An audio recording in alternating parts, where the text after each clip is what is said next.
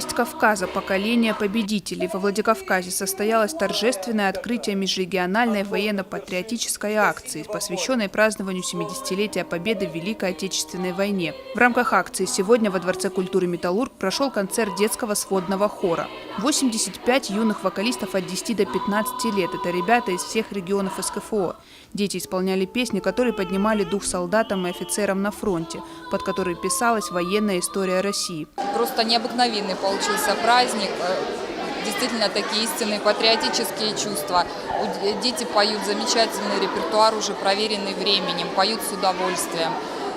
Очень приятно было в зале смотреть на этот концерт. Коллектив под руководством народной артистки республики Ольги Джанаевой является северокавказским отделением сводного хора «Дети России», который создал Валерий Гергиев. В рамках акции концерты состоятся еще в 2 городах воинской славы России. Следующими вокальные выступления услышат жители Малгобека и Нальчика.